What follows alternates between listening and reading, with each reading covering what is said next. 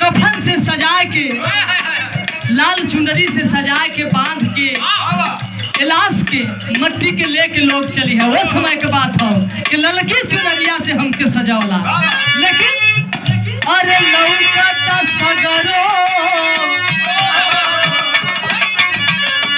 लौकता सगरो अन्हार रे सवरिया,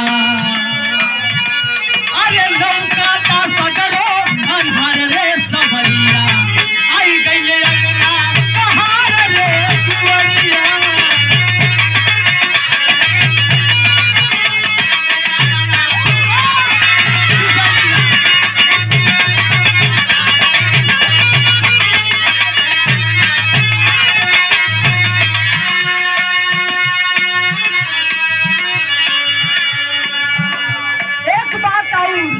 जाए वाली गाड़ी कैसे रहल? अरे बिन पहिया का गाड़ी भेजवला, बिन पहिया का गाड़ी भेजवला,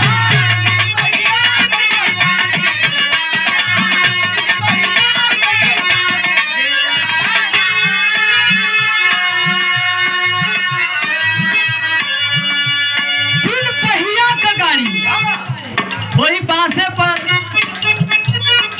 सजा के और डंडा लगा जाए। इस देश कितना खूबसूरत, शरीर कितना खूबसूरत रही बाबूजी, लेकिन आखिरी गाड़ी हमार के उधर है जरूर में एको पहिया ना लग रहे। यही से कहना है बिना पहिया का माथे शमशान तक जाके इस शरीर जड़ के राख भी हो जाए। बारे मालिक का विधान, लेकिन कहना है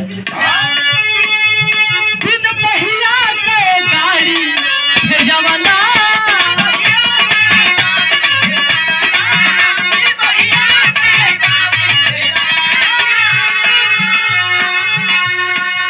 कपड़ा के छोड़ दे,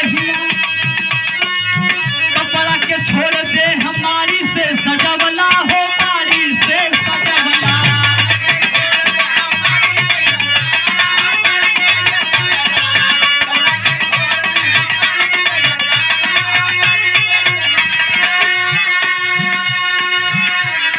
तीन पहिया का गाड़ी भेजवला। लोग नया नया कपड़ा सिया के अब भेजवा दी है, कहिए तैसा मारी चढ़ा के परेश मार दे। लेकिन बाहर विधाता कपड़ा के छोड़ मारी देहिया पर चढ़ला, मारी देहिया पर चढ़ा देला, कपड़ा के छोड़ के मतलब नहवा धोवा के शरीर के, मृतक शरीर के बढ़िया से लोग कहिए तानी देसी घी है तो लिया के देहिया में लगा दे, खूब बढ़िया से देसी घी कर मालिश होला मृत शरीर के। यही से कहना है अरे